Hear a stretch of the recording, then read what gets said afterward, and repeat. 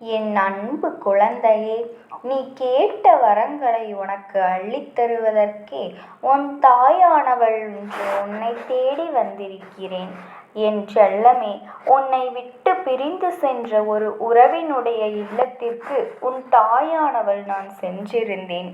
என் குழந்தையே, அங்கு நான் கண்ட காட்சி, அங்கு நான் கேட்ட வார்த்தைகள், இவை எல்லாமே உன்னுடைய தாயானவளின் மனதில் எவ்வளவு மனதளவில் வேதனைப்பட வைத்தது. என் தங்கமே, இப்படியும் கூட இருப்பார்களா? இப்படியும் கூட இவர்களால் பேச முடியுமா? இப்படியும் கூட இருக்கிறோமா என்ற எண்ணம் கூட இல்லாமல், சற்றும் சிந்திக்காமல் இது போன்று எல்லாம் இவர்கள் பேசுகிறார்களே என்று நினைத்து என்னுடைய மனது மிகவும் வேதனைப்பட்டது. என் குழந்தையே, நானும் அங்கு எதற்கு சென்றேன் என்று யோசிக்கிறாய்? என் தங்கமே, நீ உயிருக்கு உயிராக நேசிக்கின்ற உறவல்லவா அது? அது மட்டுமல்லாமல் காரணங்கள் இல்லாமல் இந்த உறவில் ஏற்பட்ட பிரிவு என் குழந்தைக்கு மிகவும் மன வருத்தத்தை கொடுத்திருக்கின்றது. இருவருக்குமே மனதிற்குள் அதிகமான அளவு அன்பு இருக்கின்றது. ஒருவரின் மீது ஒருவருக்கு அன்பு அதிகமாகவே இருக்கின்றது. இந்த வார்த்தையை எப்பொழுதும் மற்றவர்களிடத்தில் விட்டு கொடுக்க வேண்டும் என்ற எண்ணம் மட்டும் இருவருக்குமே இல்லாமல் வாழ்ந்து வந்தீர்கள். என் தங்கமே, இன்று அந்த உறவு பிரிந்து நிற்கிறது என்றால் அதற்கு நீ மட்டும் காரணம் அல்ல என்பதனை நான் புரிந்து கொண்டேன். ஆனால் அவர்கள் இல்லத்தில் இருக்கின்ற யாரோ ஒருவர்தான் இந்த பிரச்சனைகளுக்கு காரணமாக இருப்பார்கள் என்பதை புரிந்து கொண்டால்தான் அவர்கள் இல்லத்திற்கு சென்று அங்கு இருக்கின்ற சூழ்நிலைகள் என்னவென்று தெரிந்து கொள்ள வேண்டிய கட்டாயம் ஏற்பட்டுவிட்டது. உன்னுடைய உறவும் முதலில் உன் மீது வைத்திருக்கின்ற அன்பு எத்தனை பெரியது என்பதனை நான் கண்டு கொண்டேன். உன்னுடைய உயிரான உறவு யாரிடமும் பேசாமல் தனியாக அமர்ந்து கொண்டு கண்களில் கண்ணீர் ததும்ப நின்று கொண்டிருக்கிறார்கள். யாரிடமும் பேசுவதில்லை, யாரிடமும் பேசவும் விரும்புவதில்லை. யாரேனும் எதுவும் கேள்வி கேட்டால் மட்டும் பதில் சொல்லிவிட்டு சென்று விடுகிறார்கள். அவர்களின் மனநிலை இப்போது அப்படித்தான் இருந்து கொண்டிருக்கிறது. ஆனால் அவர்கள் இல்லத்தில் இருக்கின்றவர்கள் இதை பற்றி ஒரு சிறு துளி கூட கவலைப்படவில்லை. இவர்களின் மனநிலை எப்படி இருக்கின்றது, இவர்களுக்கு என்ன கஷ்டமோ, இவர்கள் வாழ்க்கை இப்படி இருப்பதனால், தனிமையாக வாழ்வதனால் அவர்களுக்கு மன கஷ்டமாக இருக்கின்றது.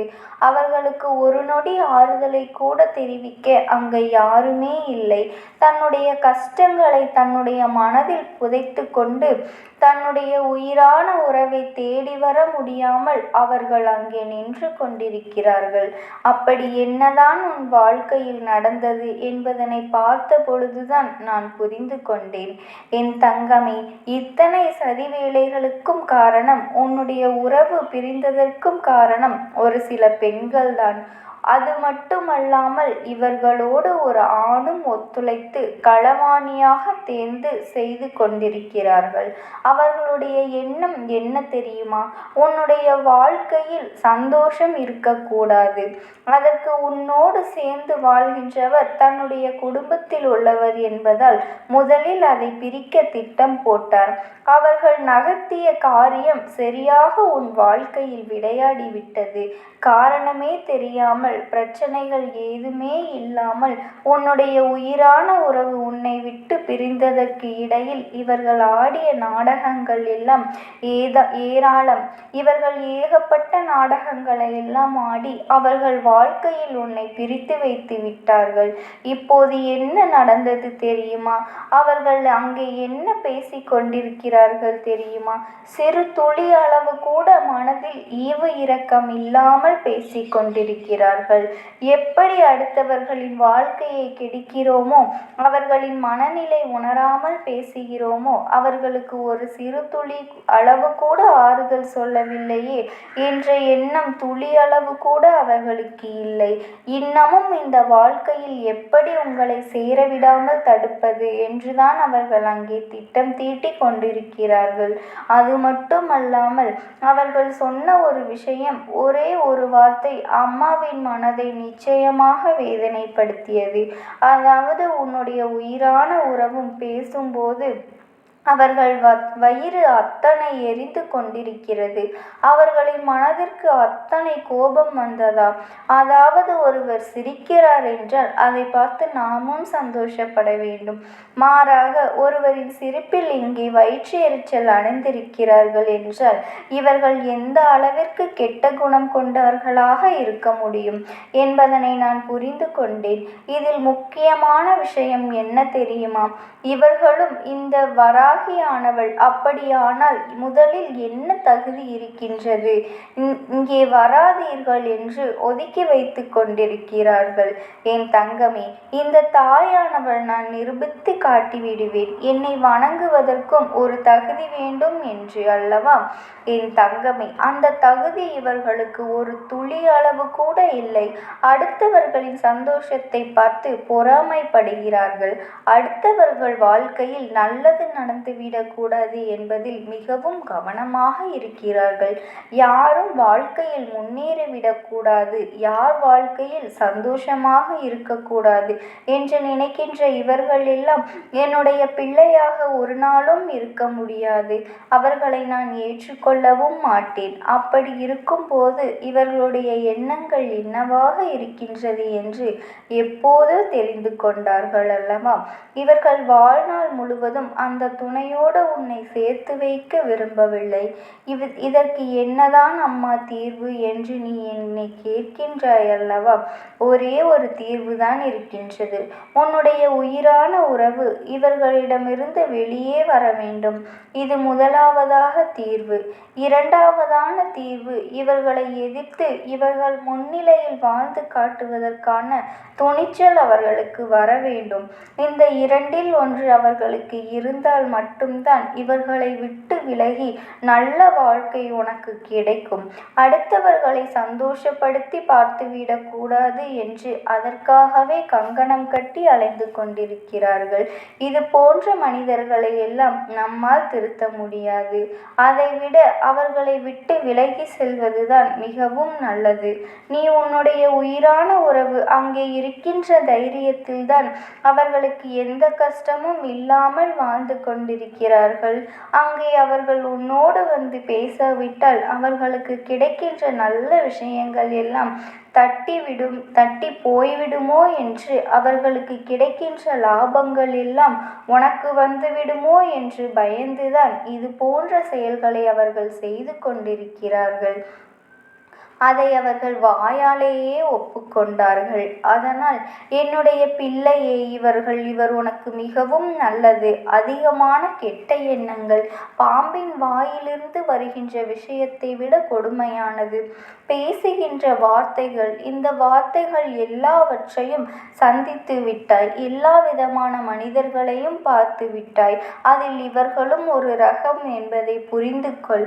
பேசுகின்ற வார்த்தைகள் அதிகமாக இருந்தாலும் அவர்கள் என்னதான் சொன்னாலும் இனி உன் வாழ்க்கையில் நடப்பது எல்லாமே அவர்கள் மூக்கின் மேல் கை வைத்து பார்க்கக்கூடிய அளவில்தான் இருக்க போகின்றது. அதனால் என்னுடைய குழந்தை, இனி உன் வாழ்க்கையில் நடக்கின்ற விஷயங்களை பற்றி எல்லாம் கவலைப்படாமல், இது போன்ற மனிதர்கள் அங்கே இருக்கத்தான் செய்வார்கள். அவர்களை நாம் என்ன செய்தாலும் திருத்த முடியாது. ஆனால் இவர்களுக்கு தண்டனை கொடுக்க முடியும். இவர்கள் வாழ்நாளில் மறக்க முடியாத தண்டனையை நிச்சயமாக பெறுவார்கள். ஆனால் இன்னமும் ஒன்று சொல்கிறேன், எத்தனை பெரிய தண்டனைகள் கிடைத்தாலும் அவர்கள் தவறினை அவர்கள் ஒப்புக்கொள்ளப் போவதில்லை. அத்தனை கேடு கெட்ட மனிதர்களாக இவர்கள் இருக்கும்போது இவர்கள் இந்த உலகத்தை விட்டு சென்றாலுமே இவர்கள் செய்த பாவங்கள் எல்லாம் அங்கேயேதான் நின்று கொண்டிருக்கும். அந்த அளவிற்கு மோசமான செயல்களை செய்து வாழ்க்கையில் கெட்ட பெயர் பெயரை சம்பாதித்து வைத்திருக்கிறார்கள். என் குழந்தையே, அவர்கள் சம்பாதித்து வைத்திருக்கும் பெயரை வைத்து ஒரு நாளும் அவர்கள் வாழ்க்கையில் நிச்சயமாக நல்ல நிலைமைக்கு வர முடியாது. அந்த அளவிற்கு சோதனைகளையும் வேதனைகளையும் அவர் அனுபவிக்கப் போகின்றார்கள். என் குழந்தையே, நீ இதை பற்றி எல்லாம் சிந்திக்காமல் அவர்களுடைய வாழ்க்கையை பற்றி சிந்தித்து கொண்டு உண்மையான அன்பு இருவருக்கும் இருக்கும் பட்சத்தில் இடையில் என்ன நடக்கும், என்ன நடந்தாலும் சரி, உண்மையான அன்பு சேர்ந்துவிடும். அந்த அன்பு ஒரு நாளும் பிரிந்து விடாதே என் தங்கமே. அதை நீ புரிந்து கொள்ள வேண்டும். மனதிற்குள் அன்பை நாடி நிச்சயமாக உன்னை உண்மையான உறவு தேடி வந்துவிடும். என் குழந்தையே, இந்த தாயானவளின் ஆசீர்வாதங்கள் உனக்கு எப்பொழுதுமே முழுமையாக நினைக்கும். நீ அதனால் எதை நினைத்தும் கலங்கி கொண்டிருக்காதே. எந்த சூழ்நிலையிலும் நீ மனதார என் நாமத்தை மட்டும் ஒரு முறை உச்சரி.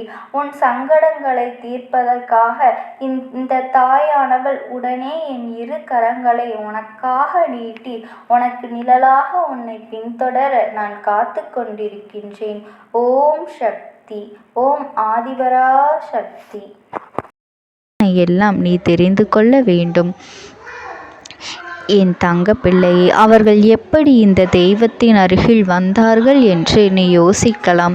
என் தங்கமே, உன்னுடைய இல்லத்தில் சமீபத்தில் இறந்து போன ஒருவரினுடைய ஆத்மாவானது சில நாட்களாகவே உன் இல்லத்தை சுற்றி சுற்றி வருகின்றது. இந்த அம்மா அதனை கண்டுவிட்ட பிறகு, எதற்கு இங்கே சுற்றி கொண்டிருக்கின்றாய்? நீ இருக்க வேண்டிய இடத்தில்தானே இருக்க வேண்டும்.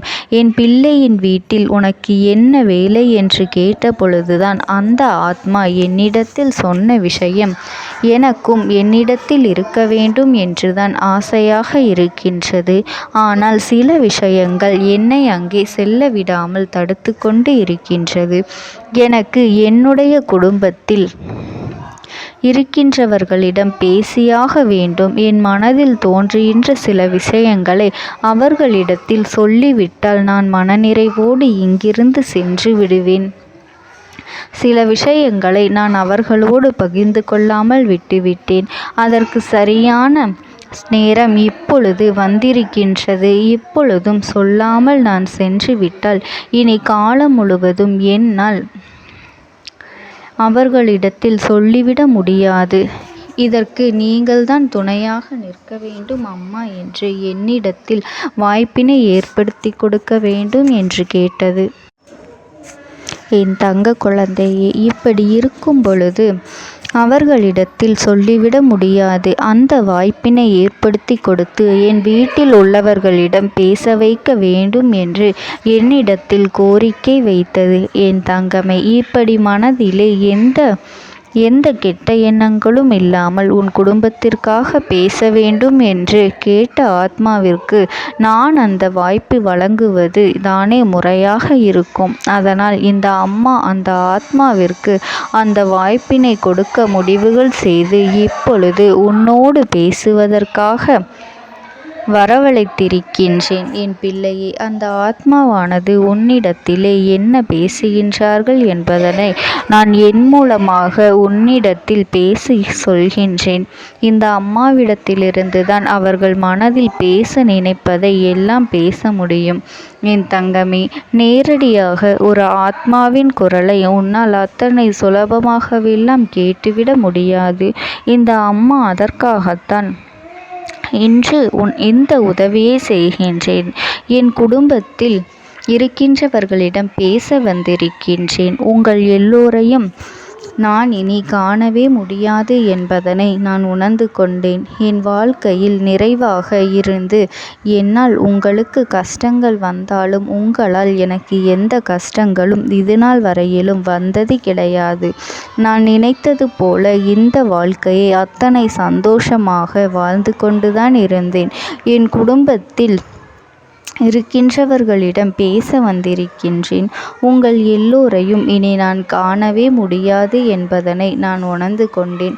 உங்களோடு இருந்த இந்த காலகட்டம் குறைவாக இருந்தாலும் நான் எனக்கு கிடைத்த சந்தோஷங்களும் மகிழ்ச்சியும் ஏராளமாக இருந்தது. அதனால் எனக்கு எந்த ஒரு கவலையும் இதுவரையில் இருந்ததே கிடையாது. நான் நினைத்தது போல இந்த வாழ்க்கையை நான் சந்தோஷமாகத்தான் வாழ்ந்து கொண்டு இருந்தேன். ஆனால் இவ்வளவு காலம் எனக்கு சீக்கிரமாக என்னுடைய ஆயுள் முடிந்துவிடும் என்று எனக்கு முன்பே தெரியாது. அது தெரிந்திருந்தால் நிச்சயமாக என் மனதில் இருக்கின்ற அத்தனை விஷயங்களையும் நான் உங்களிடத்தில் சொல்லியிருப்பேன். ஆனால் எல்லோரும் நினைப்பது போலத்தானே நானும் நினைத்திருந்தேன். எனக்கும் இந்த உலகத்தை விட்டு செல்ல வேண்டும் என்ற ஆசை கிடையாது. மற்றவர்கள் சொல்வது போல எதற்காக பிறந்தோம், நாம் ஏன் பிறந்தோம் என்று ஒரு நாளும் நான் நினைத்தது கிடையாது. வாழ வேண்டும் என்றுதான் ஆசைப்பட்டேன். என்னுடைய ஆசைகள் எல்லாம் நிராசையாகும்படி இந்த உலகத்தில் விட்டு செல்ல வேண்டிய காலகட்டம் கட்டாயம் வந்துவிட்டது. என்னுடைய கடமை இங்கே சரியாக முடிவதற்கு வந்துவிட்டது. இன்று நான் உங்களோடு பேச வந்ததற்கு முக்கியமான காரணம், சில விஷயங்களை எல்லாம் உங்களோடு சொல்லாமல் விட்டுவிட்டேன். எப்படி நடக்கும் என்று தெரியாமல் நான் சில விஷயங்களை செய்தும் முடித்துவிட்டேன். அதற்காக உங்களிடத்தில் நான் மன்னிப்பு கேட்டுக்கொள்கின்றேன். இதை உங்களிடத்தில் பகிர்ந்து கொள்ள வேண்டும் என்றுதான் இன்று நான் வந்திருக்கின்றேன். உங்களை நான் மனதார வணங்குகின்றேன். இந்த வாய்ப்பினை நான் சரியாக பயன்படுத்தி கொள்ள விரும்புகின்றேன். அதனால்தான் என் மனதில் இருக்கின்ற விஷயங்கள் எல்லாம் நான் சொல்லிவிடுகின்றேன். சிறிது நேரம் அமைதியாக அமர்ந்து என்னுடைய வார்த்தைகளை கேட்டாலே போதும். என்னுடைய அன்பினை புரிந்து கொண்டு அதுவே எனக்கு போதும். நான் நிச்சயமாக இங்கிருந்து நல்லபடியாக சென்று விடுவேன். இன்று உங்களோடு பேச வந்ததற்கு ஒரு முக்கியமான காரணம், நான் சில விஷயங்களை சொல்லாமல் விட்டுவிட்டேன். இப்படி நடக்கும் என்று எனக்கு ஒரு நாளும் தெரியாமல் சில விஷயங்களை செய்துவிட்டேன். அதை உங்களிடத்தில் பகிர்ந்து கொள்ளத்தான் வந்திருக்கின்றேன். என் மனதில் நினைக்கின்ற விஷயம் என்ன தெரியுமா? நான் உங்களை நன்றாக பார்த்து கொள்ள வேண்டும்.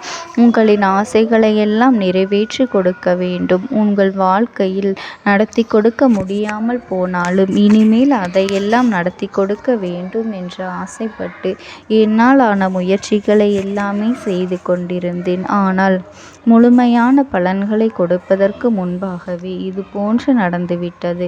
அதனால் நான் ஏதேனும் குற்றம் குறைகள் செய்திருந்தாலும், ஏதேனும் உங்களுக்கு மனதிற்குள் கஷ்டத்தை தந்திருந்தாலும் என்னை மன்னித்து விடுங்கள். நான் எப்பொழுதும் உங்கள் மீது உண்மையான அன்பினைத்தான் வைத்து கொண்டிருக்கின்றேன். நான் ஒரு நாளும் மனதில் ஒன்றும் வெளியில் ஒன்றுமாக ஒரு நாளும் நான் நடந்து கொண்டது இல்லை. அதனால் என்னவோ என்னுடைய குணங்கள் சிலருக்கு இங்கே பிடிப்பதே இல்லை. எதுவாக இருந்தாலும் என்னோடு இருக்கின்ற என் குடும்பத்திற்கு தெரியும் அல்லவா நான் யார், என்னுடைய அன்பு எப்படிப்பட்டது என்று. அதனால் என்னுடைய அன்பினை முழுமையாக உணர்ந்து கொள்ள வேண்டும் என்று அதனை இங்கிருந்து ஏற்றுக்கொள்ளவே முடியாத ஒரு விஷயமாகத்தான் இருந்தது. நானும் அங்கும் அங்கும் ஓடி ஓடி மீண்டும் என்னுடைய உயிரை மீட்டெடுத்து விடலாம் என்றுதான் முயற்சி செய்தேன். ஆனால் அப்பொழுது என்னால் அதையெல்லாம் செய்ய முடியவில்லை. உயிரற்ற உடலாக இங்கே நின்று கொண்டிருக்கின்றேன். நாட்கள் செல்ல செல்ல இதை எனக்கு ஏற்றுக்கொள்ள பழகிவிட்டது. இனிமேல் இதுதான் என்னுடைய உலகம். மீண்டும் அங்கே செல்ல முடியாது என்பதனை நான் புரிந்து கொண்டேன். செல்ல முடியாவிட்டாலும் ஆத்மா என்று ஆன பிறகு என்னுடைய உலகத்தில் இருந்தால்தான் எனக்கு சந்தோஷம். மீண்டும் மனித வாழ்க்கைக்குள் என்னால் நுழைந்துவிட முடியாது. எனக்காக இத்தனை காலமும் அன்போடு பழகி எனக்கு எல்லாம் செய்த உங்களுக்கு நான் சொல்கின்ற விஷயம் ஒன்றுதான். நடந்தது எல்லாம் நடந்துவிட்டது. நடந்த விதையை யாராலும் இனி மாற்ற முடியாது. இனி நான் உங்களோடு இருக்க வேண்டும் என்று நினைத்தால் கூட அது நடக்காது.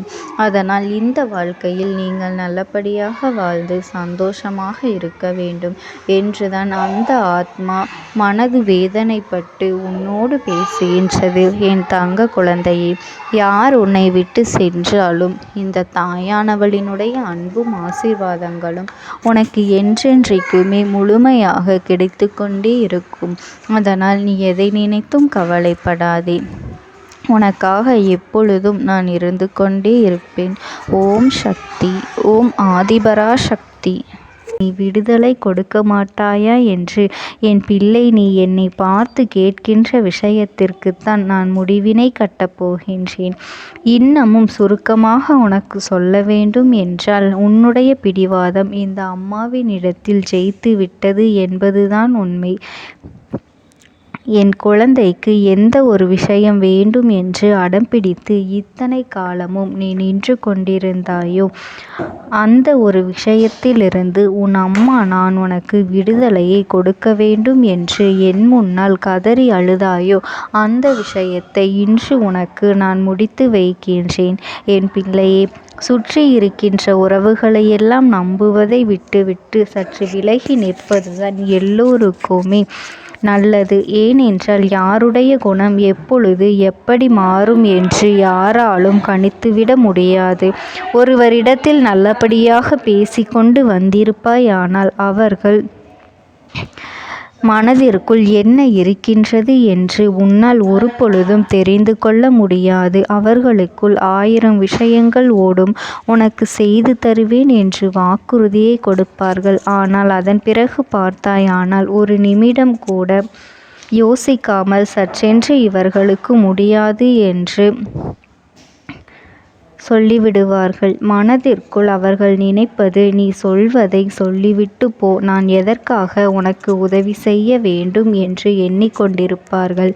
இது போன்ற போலிகள் அதிகமாக நிறைந்து இருக்கின்ற இந்த உலகத்தில் ஒரு விஷயத்திற்காக என் பிள்ளை நீ ஆசைப்படுகின்றாய் என்றால் அதை மிகவும் நான் கவனத்தோடு புரிந்து கொண்டு உன் வாழ்க்கைக்கு அது சரியா தவறா என்று, தேவைதானா தேவையில்லையா என்று, ஒரு வேலை கிடைத்தால் உன் வாழ்க்கை தெளிவாக இருக்குமா என்றால் நான் புரிந்து கொண்டுதான் உன் அம்மா நான் உன்னிடத்திலே சொல்ல முடியும் என்பதனை புரிந்து கொள்.